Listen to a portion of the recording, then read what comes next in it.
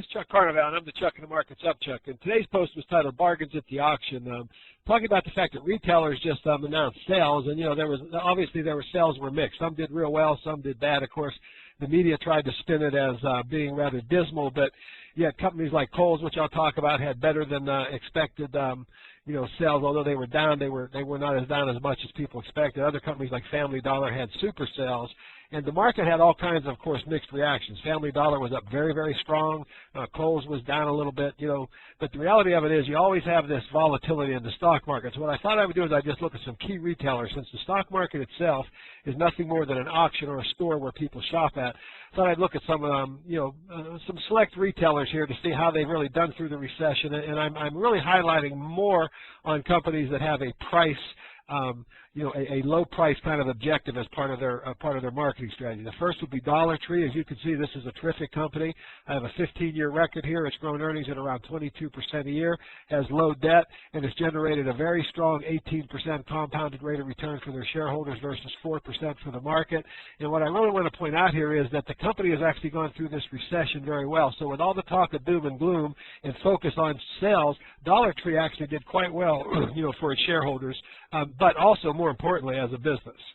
My next example here is Kohl's Corp, and Kohl's has Kohl's has suffered a little bit in the recession in terms of lower profits, but I want to point out this company is still extremely profitable even going through this recession, and they've done quite a few, management has taken quite a few steps to be sure that they come out of this recession, even stronger than before. They made a major acquisition of Mervyn's in California. They bought some of their profitable stores. They positioned themselves to grow. They've really realigned their inventory. They've realigned their product mix.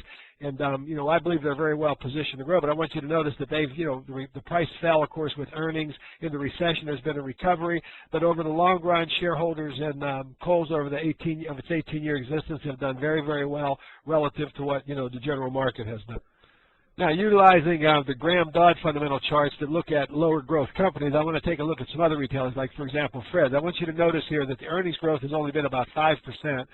Been a lot of very irrational volatility, but even notice how overpriced the stock got here, how it came back to earnings. Ultimately, what I keep stressing over and over again is this green line, the earnings per share of the company, which really, create the intrinsic value of the business, are much more important than what the stock price may be doing in the short run. Volatility will always be there, but when you look at this company, its rate of return was very close to the market. It's about a 6% rate of return, for the last 18 years versus 4.6 in the market.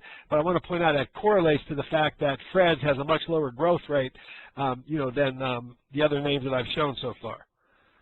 The next here, let's look at 99 cents only. You can see, very, very low growth, about 1.9%. Little growth here in some of the early years of this is a 14-year chart. But here you have a company that's generated about a 10% rate of return versus 2% in the market. But a lot of that has come from the fact that the company is trading at a ridiculously high valuation. But I did want to point out that there is a lot of difference even within the same industry of different retailers. For example, let's take a quick look at Family Dollar here, where they announced, in excess of I think it was a 35% increase in sales and earnings recently. Of course, the stock jumped, massively that day. It was up, one time I think over 20%. Not sure exactly how it closed, but the point is, you can see Family Dollar has actually weathered the recession very well. It's a low-priced store that offers people, exceptional value and bargains. A lot of people love to hate this company because it isn't, it isn't a Neiman Marcus, obviously, but yet, they've served their shareholders very well. Over their 20-year existence, they've averaged over 16% rate of return, even in this recessionary environment, versus only 5% for the market. But again, another example of not all retailers being the same.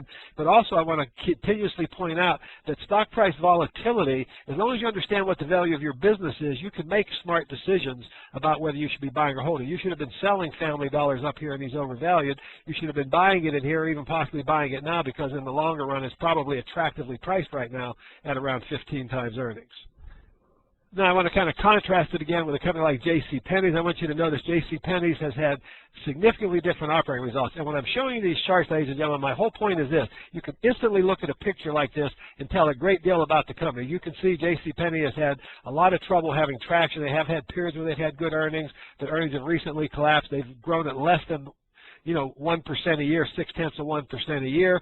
Shareholders have actually lost money owning JCPenney's for the last 20 years, even compared to the stock market. And again, it's a retailer. It all has to do with how JCPenney's has performed as a business and not, quote unquote, the auction stock market. Going back and looking at Family Dollar stores, obviously it's entirely different results for this company over the same economic period, the same 20 years. Shareholders here made money, actually compounded at 16% a year. So it's not about the stock market. I continue to emphasize that. Volatility is with us. I believe the recession is, slowly but surely correcting itself. I think there's going to be a time when, we're going to see strong growth in the economy again. It could be in the next couple of quarters. I don't really try to forecast it that close, but I do know that, never sell because of what the market's doing. Buy or sell based on what you believe the intrinsic value of your business is worth. This is Chuck Harmel. I hope this added some additional insights into your investing process. Thanks for listening, and as usual, we'll be taking the weekend off, but I look forward to talking to you again on Monday. Thank you.